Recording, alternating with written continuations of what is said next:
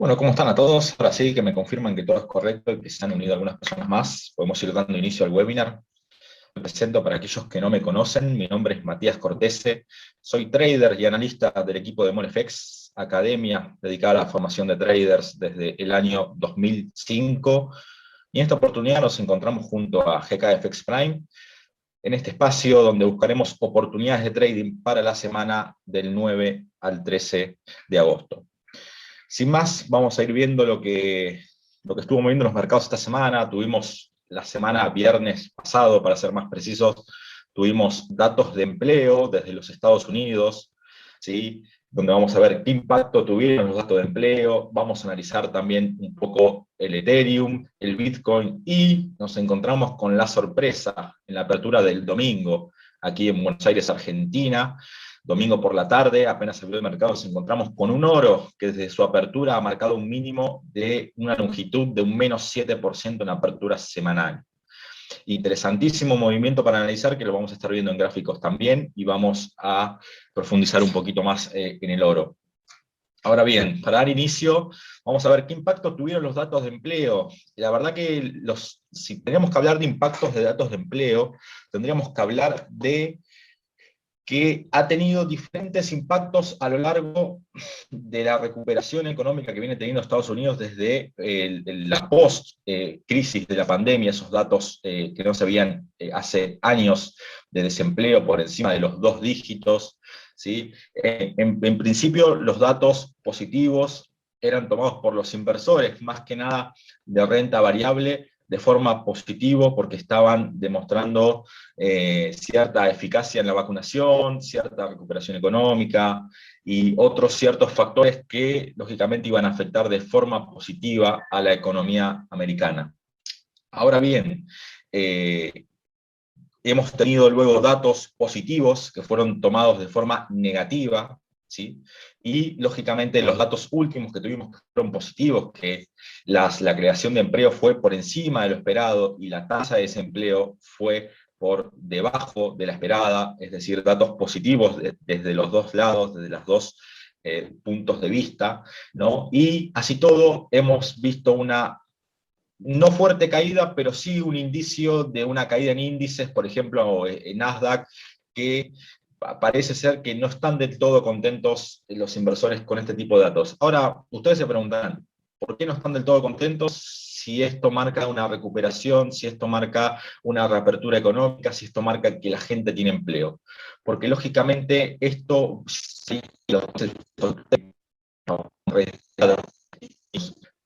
y que a priori es como un capricho de los inversores querer tener, digamos, los estímulos toda la vida, cosas que no va a pasar, que en algún momento se van a empezar a subir tipos y también se va a empezar a retirar estímulos dados los datos positivos que viene teniendo los Estados Unidos.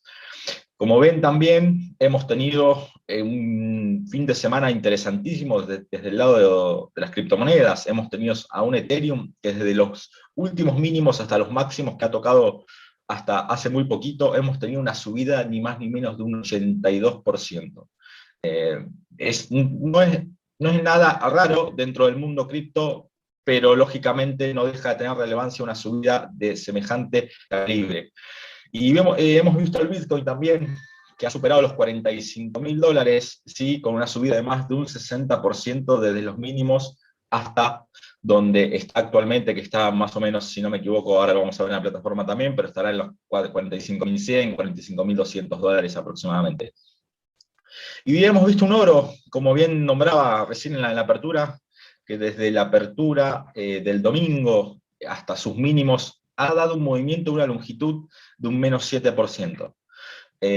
Al parecer ser que los inversores se están decantando más por otros activos refugio, como pueden ser las criptomonedas. Esta es una entre las tantas explicaciones que podríamos dar del por qué el oro ha caído semejante cantidad de puntos en tan poco tiempo. Parece ser que el sentimiento bajista del oro sigue vigente desde el viernes y parece que los activos refugios en este nuevo paradigma en el que estamos viviendo pueden ser ni más ni menos que las criptomonedas ante las presiones inflacionistas y ante la no suba de tipos de la Reserva Federal.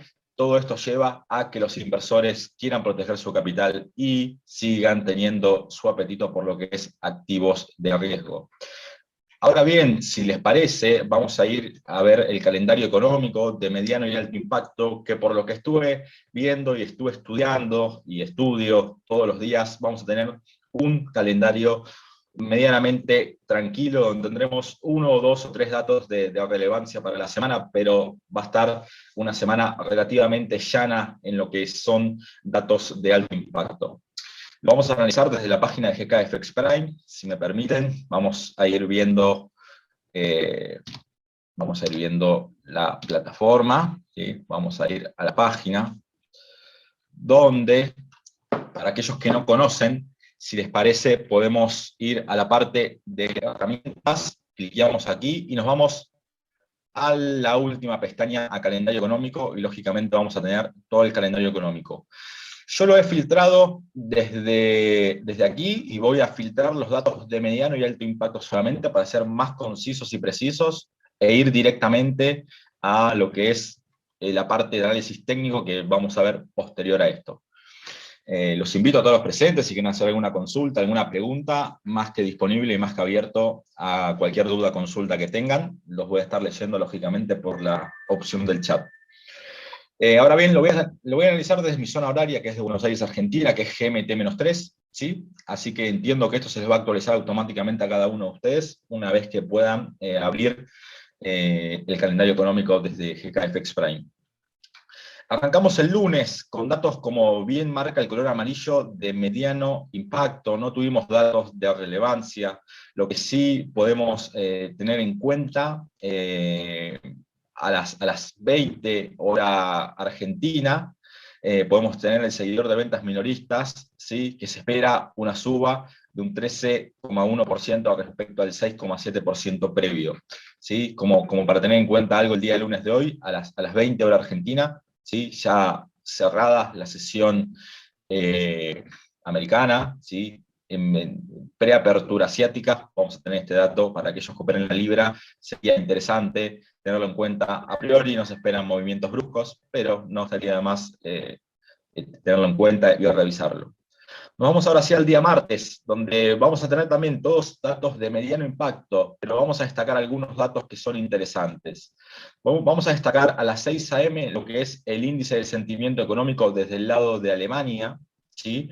Que se espera una reducción respecto al dato previo. Esto también se puede argumentar desde el lado desde el punto de vista, mejor dicho, que estamos viviendo desde la nueva variante Delta del COVID, que nos está permitiendo que la reapertura sea al 100% como se preveía. Entonces está en la parte de Europa, más que nada, hay cierto retraso en lo que es el crecimiento económico. Pero sí vamos a tener el sentimiento económico desde el lado de vista de la eurozona, donde el global sí se espera un crecimiento de un 72,0 respecto al 61,2 del dato previo.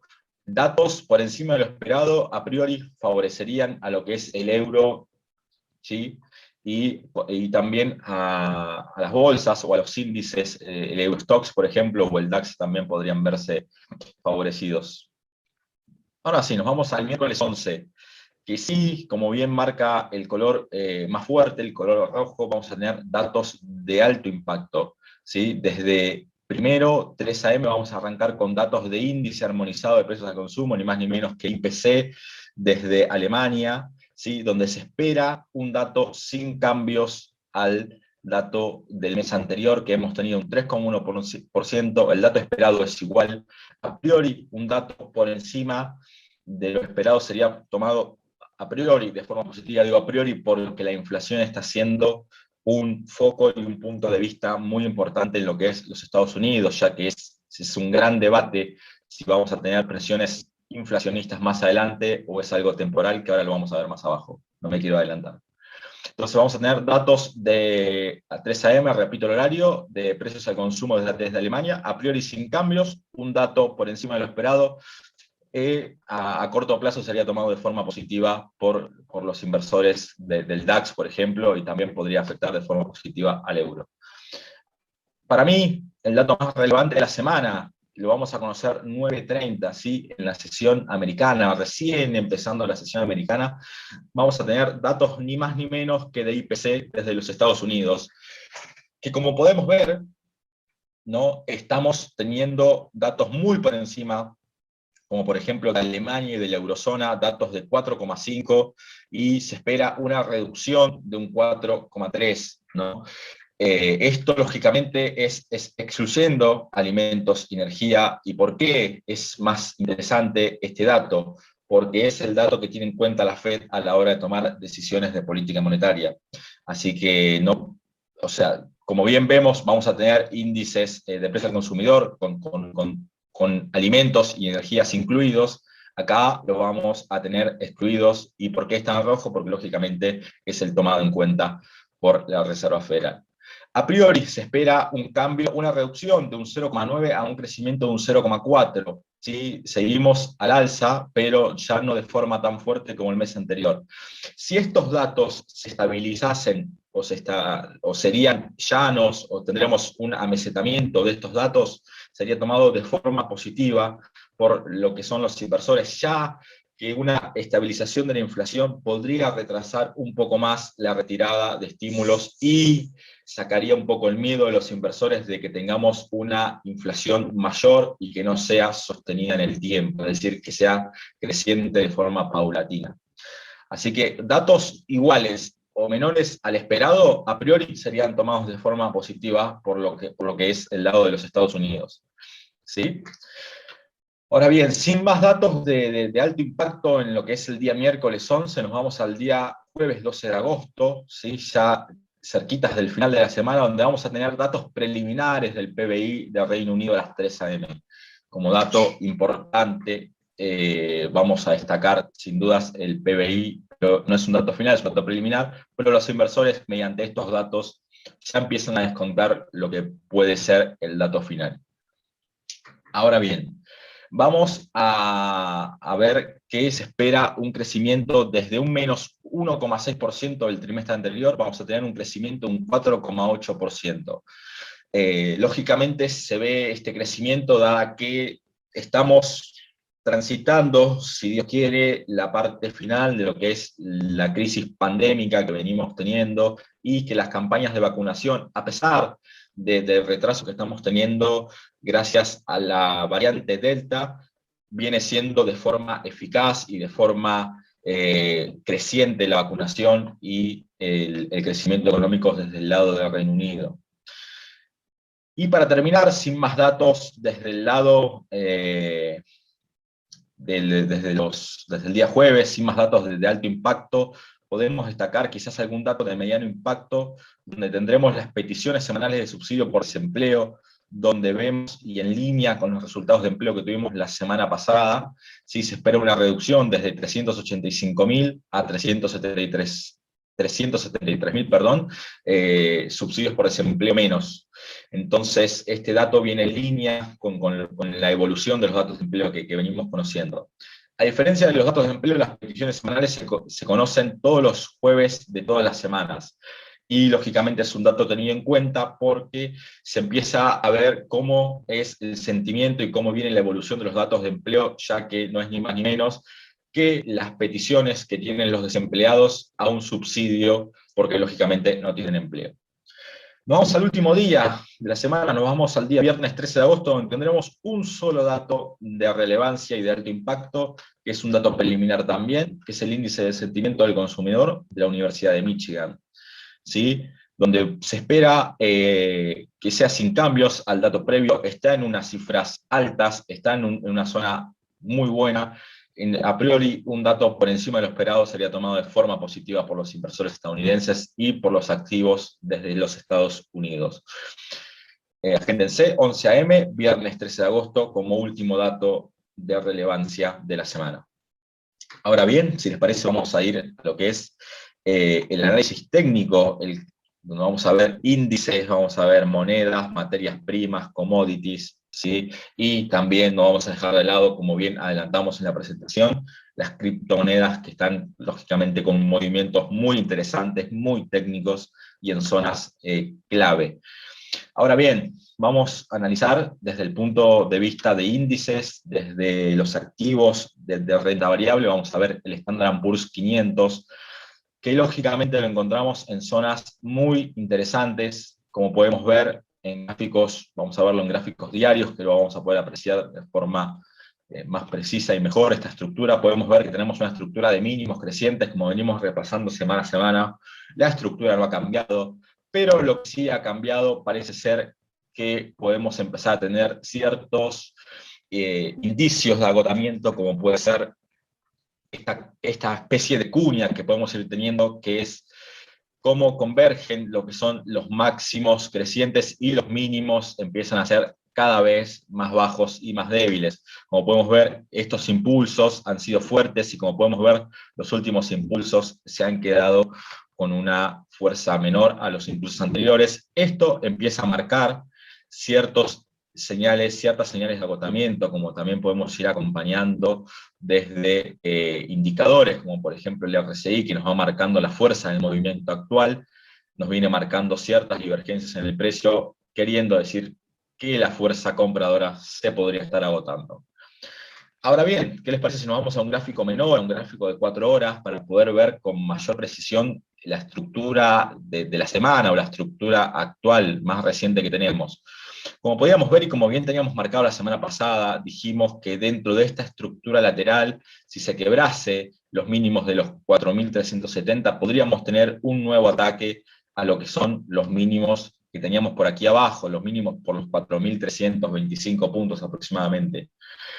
Y también habíamos dicho, como es una estructura lateral y lógicamente el chartismo nos lleva a proyectar la amplitud de la figura para lo que es sus objetivos más probables, como bien dijimos también, si quebraba al alza íbamos a tener, ¿sí?, la proyección por encima, que nos iba a llevar ni más ni menos que a la zona de los 44.476 puntos aproximadamente. Como podemos ver, el precio ha quebrado y actualmente la antigua zona de techos ha funcionado como zona de soporte.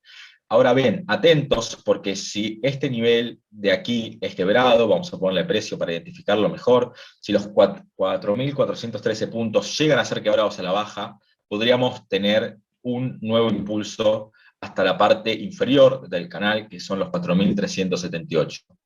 A priori tenemos el escenario alcista activo, ¿sí?, que mientras no se quiebren los 4.413 puntos, podríamos tener tranquilamente un nuevo ataque a la zona de máximos, nuevos máximos históricos, que los vamos a ubicar en la zona de los 4.475 puntos. Bien, vamos al Nasdaq.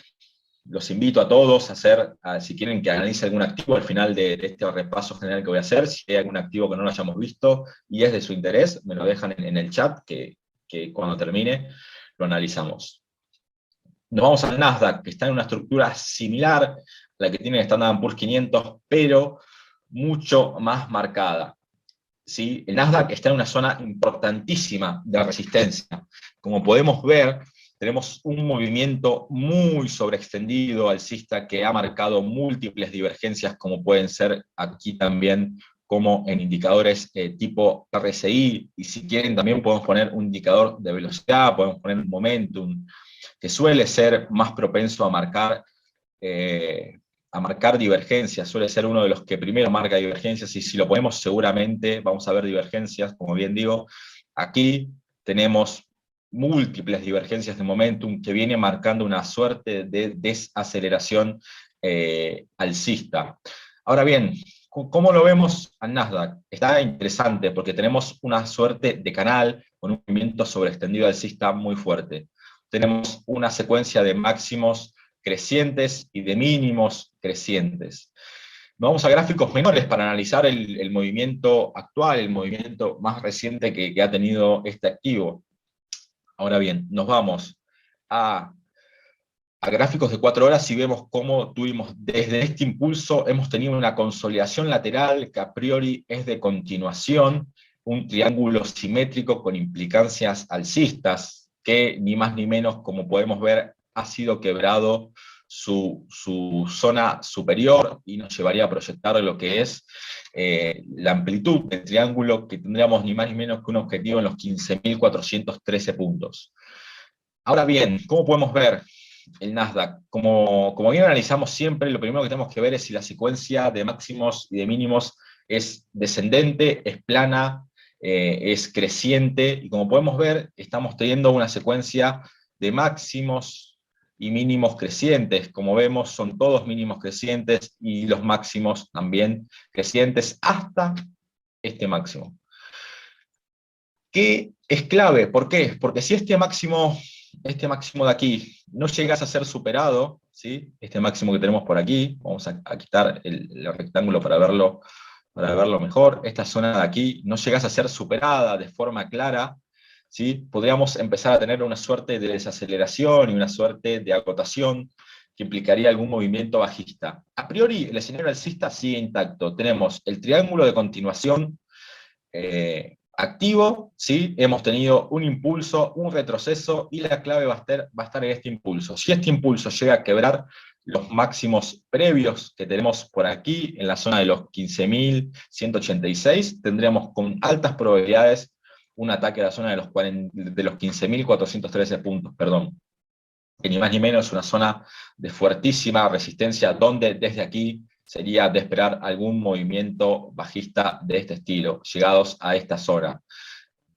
Ahora bien, como dijimos en el escenario alcista, también tenemos cierto escenario bajista, que lo empezaríamos a contemplar quebrada la parte de abajo de lo que es esta línea verde que vemos marcada aquí, que sería ni más ni menos que lo que teníamos marcado en gráficos diarios, que sería esta especie de cuña alcista, ¿sí? Que lógicamente esta cuña tiene implicancias bajistas siempre y cuando sea quebrada la parte inferior de lo que es esta cuña, que no es ni más ni menos que los últimos mínimos, están prácticamente en confluencia en la zona de los 15.000 puntos aproximadamente.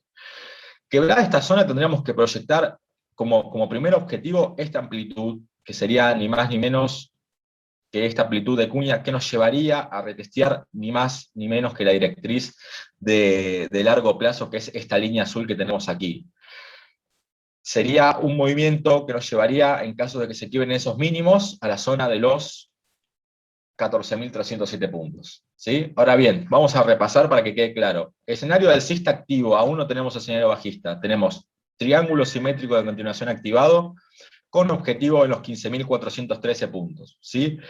Mientras no se quiebren los 15.000 puntos, seguimos alcistas. Si se quiebran los 15.000 puntos y vemos que se rompe esta directriz en color verde de esta cuña, tendremos como objetivo más probable los 14.307 puntos. ¿Está claro por aquí? Los leo por el chat. ¿Algún comentario que me quieran hacer? Estoy atento. Nos vamos al euro dólar. Vamos a ver un poco monedas, ¿sí? Como podemos ver, el euro dólar está dentro de esta estructura que puede ser dos cosas. Pueden ser un hombro, cabeza, hombro en gráficos mayores, que podría empezar a argumentar lo que es un cambio de tendencia en lo que puede ser el euro dólar, o en un triángulo de continuación alcista, como podemos ver, aquí tenemos trazado zonas de máximos y zonas de mínimos crecientes, que a priori no es el escenario que más cuadra, ¿sí? ¿Por qué no es el escenario que más cuadra? Porque tenemos una secuencia de máximos y de mínimos decrecientes, es decir, una tendencia bajista en lo que es el movimiento último del precio. Ahora bien, estamos en una zona clave. Quebrada la zona que tenemos por aquí, ¿sí? Que no es ni más ni menos que la zona de los 1.1741 aproximadamente, podríamos tener un ataque quebrada esta zona a los 1.1710, ¿sí? Ni más ni menos que un movimiento de unos 30 pips aproximadamente. El escenario que más me cuadra es que esta zona fuese respetada y tengamos un nuevo ataque a lo que es la zona de resistencia que se encuentra por aquí, ¿sí? No lo veo el euro dólar hoy quebrando este escenario y dando un impulso muy fuerte a la baja. Le asocio más probabilidades a que sea respetada esta zona y tengamos un nuevo ataque a lo que es la zona de 1.19 antes de tener otro impulso bajista. Pero, como bien dijimos, si son quebrados los 1.1741, tendríamos a priori un ataque a 1.1710.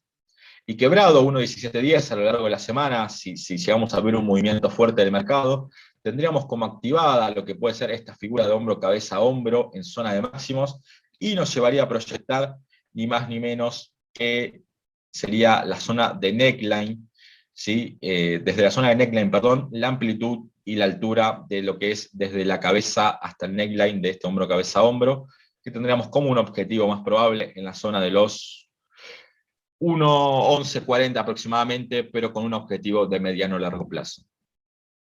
Nos vamos a la libra, que la tenemos también en zona interesantísima y que, como bien dijimos la semana anterior, el escenario ya desarrollado tal cual lo preveíamos.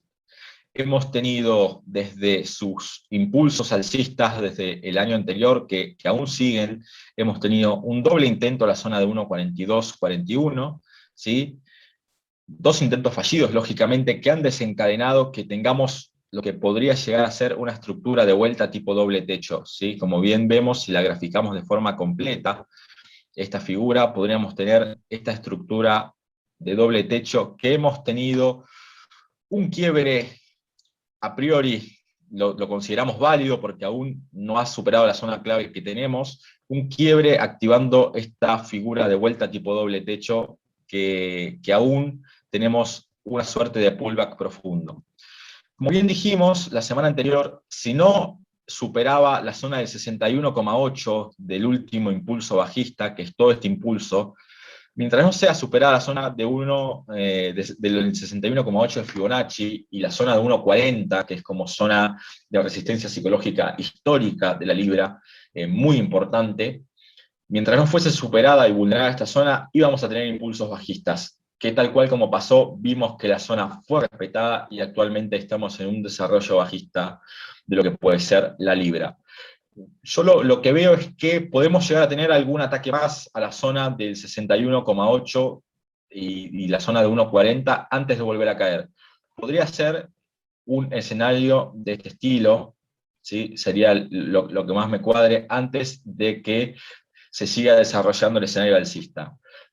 Pero tranquilamente podríamos empezar a ver lo que es el nuevo desarrollo bajista desde estas zonas, luego de la gran subida que hemos tenido, es de esperar que por lo menos tengamos un nuevo ataque a lo que podría ser, perdón, la zona del 50% de Fibonacci, ¿sí? Que sería ni más ni menos que la zona de los, vamos a ponerle precio, así nos queda clarito, la zona de los 1.3780 aproximadamente. ¿Sí? Este sería el primer objetivo en caso de que, caso de que el movimiento se prolongue, el movimiento actual, tendríamos como objetivo más probable 1.3780 entre hoy y mañana, o si el precio llegase a respetar, esta sería para mí una interesantísima zona de venta, la zona del 61,8 y 1,40, con, ahora sí, buscando un movimiento mayor a la zona de 1.3575 nuevamente. Nos vamos al oro, que como hemos visto y como hemos nombrado en la presentación, ha tenido un movimiento interesantísimo, ha tenido un movimiento muy fuerte del precio, ¿sí? Como hemos visto en la apertura, hemos marcado una caída de un 7%, ¿sí? Una caída más que fuerte del oro, y como hemos visto, con gran velocidad también hemos recuperado posiciones. ¿Qué esperamos del oro? A priori lo que se podría esperar es un nuevo ataque a la baja. Como podemos ver, si usamos los retrocesos de Fibonacci, estamos en una interesantísima zona de venta desde los máximos y mínimos. Como podemos ver, hemos quebrado zonas de soporte.